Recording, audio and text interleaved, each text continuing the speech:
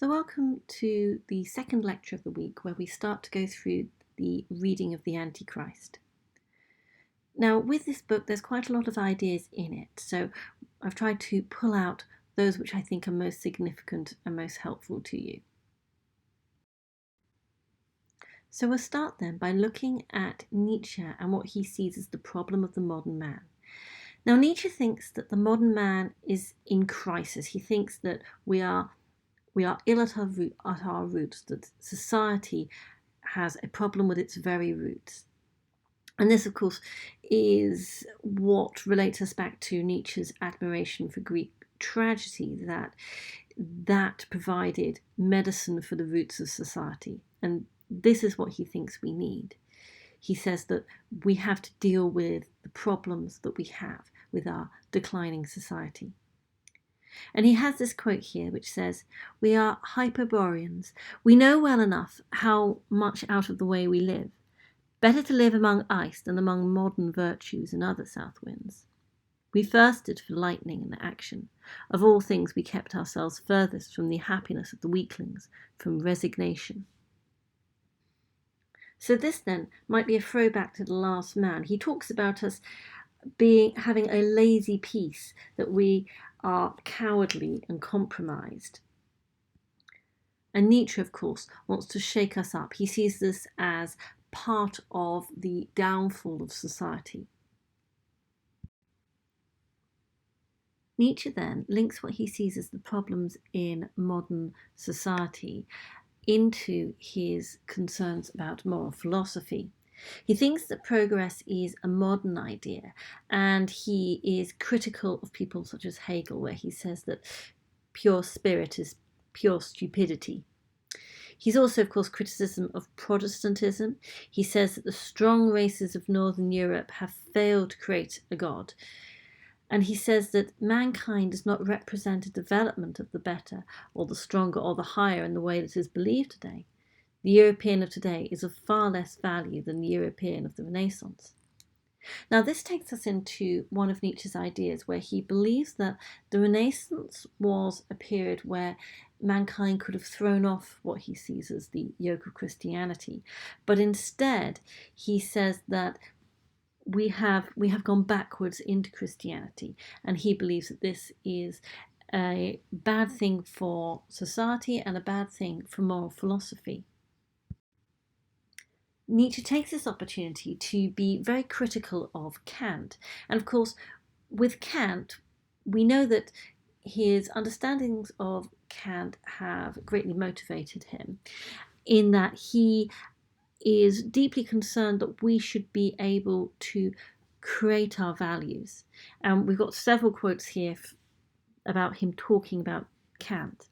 So our first one, he says, "A virtue has to be our invention, our most personal defence and necessity. In any other sense it is merely a danger, the erring instinct in all and everything, anti-naturalness as instinct, German decadence as philosophy. That is Kant." So we know, of course, that Kant was interested in the concept of duty. Now this, for Nietzsche, was absolutely not what he wanted us to be considering. And of course, that's no surprise for any of us who've read Nietzsche.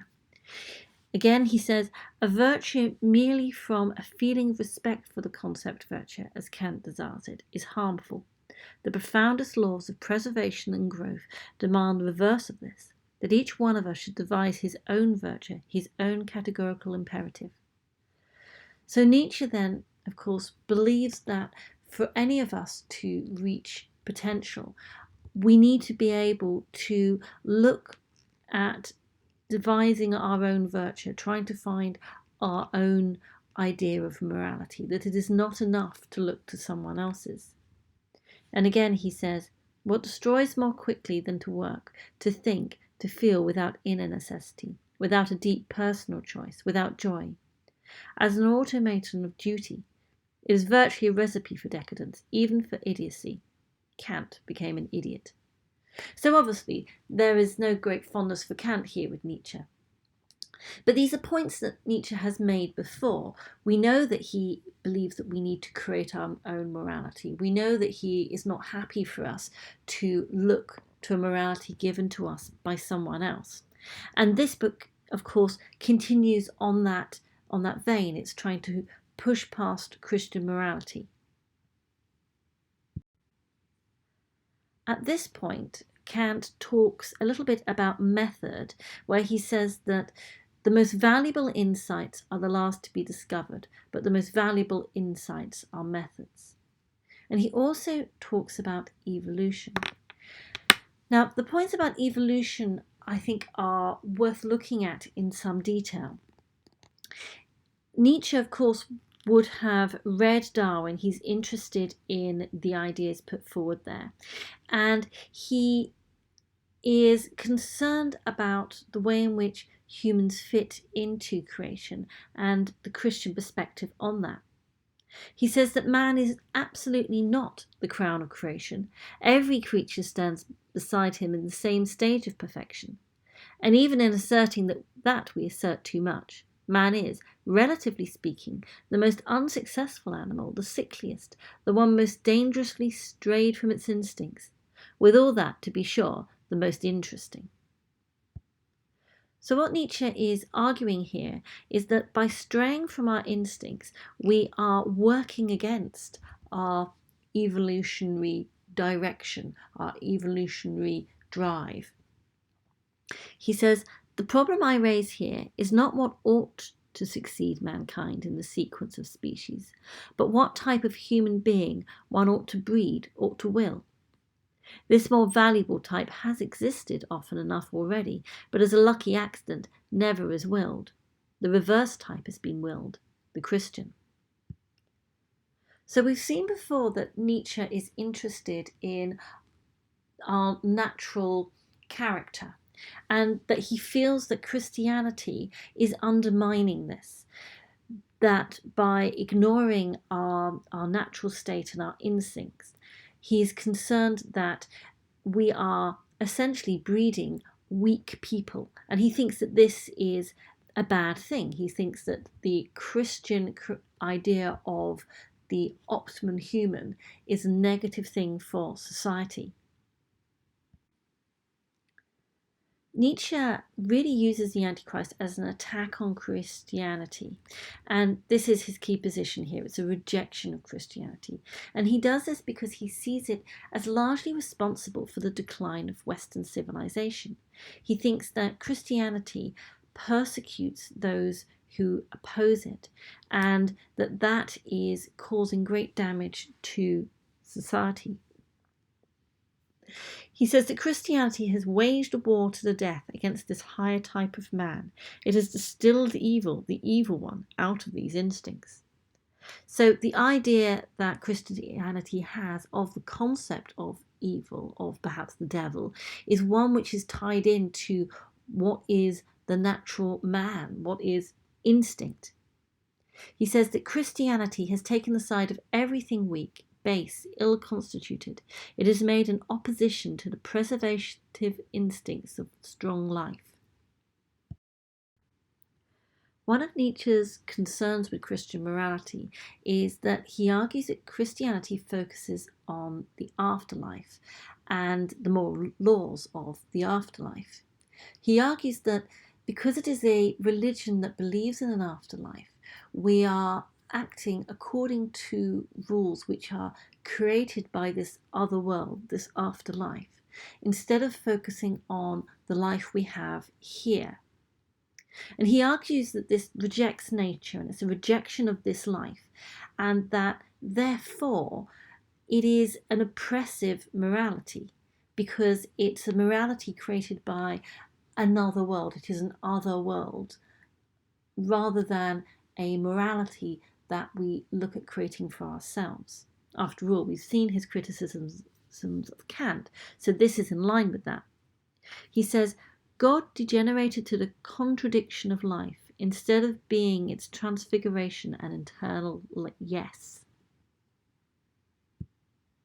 So he's saying that God has become the contradiction of life, the thing that stands against our life, instead of being something positive and joyful in life. Now, we've seen before Nietzsche talk about the links between Christian morality and resentment and the celebration of the weak. And of course, he comes back to it here. And he talks about how Christianity links sin with that which is strong and the weak with that which is good. So he says, what is bad? All that proceeds from weakness. What is happiness? The feeling that power increases, that a resistance is overcome. And what is more harmful than any vice? Active sympathy for the ill-constituted and weak, Christianity. So this takes us back to that idea of the will to power, the idea that the feeling that power increases, that a resistance is overcome. And if Christianity is a morality that is celebrating the weaker in society, then this goes against the will to power. Nietzsche says, I have drawn back the curtain on the depravity of man. It is, I should like to underline the fact again, free of any moralic acid. And so he sees Christian morality as actively destructive, as being harmful. A particular aspect of Christianity that Nietzsche picks up upon is the concept of pity. Now, Nietzsche thinks that pity is a really problematic issue, and he talks about it fairly extensively. And he says, Christianity is called the religion of pity. Pity stands in antithesis to the tonic emotions which enhance the energy of the feeling of life. It has a depressive effect. One loses force when one pities. Suffering itself becomes contagious through pity. This is the first aspect, but there is an even more important one. Pity on the whole thwarts the law of evolution, which is the law of selection. In every noble morality, it counts as weakness. So we need to understand why pity is such a concern for Nietzsche. Well, Nietzsche sees pity as destructive and disabling. He believes it prevents us from finding our will to power. He says, Schopenhauer was hostile to life, therefore pity became for him a virtue. Aristotle, as is well known, saw in pity a morbid and dangerous condition which one did well to get at from time to time with a purgative. He understood tragedy as a purgative. So Nietzsche then thinks that pity is at best disabling, that it stops us from acting, and at worst it's destructive. It's stopping us from finding our will to power. It's stopping us from finding our strength. And it's a continuation of that idea that Christianity celebrates the weak and rejects the strong. So if we sum up some of Nietzsche's main ideas about Christianity as being harmful, we can see that he's concerned that Christianity focuses on promoting the weaker in society, in how Nietzsche sees it, in that these are, for Nietzsche, those who are weaker both physically and mentally, and that it oppresses the stronger members of society. He's concerned that it's a focus on the afterlife, the next life, instead of creating our own virtues and morality based on this life and living and embracing the life we have. He's concerned that we're rejecting our instinct and the natural, and that therefore Christianity goes against our evolutionary goals and our evolutionary benefits. And he sees pity as a destructive part of this. Now, having very quickly summed up this part of the Antichrist, our next lecture will look at Nietzsche's ideas about the historical basis of Christianity and how he links that into his criticisms of Christianity.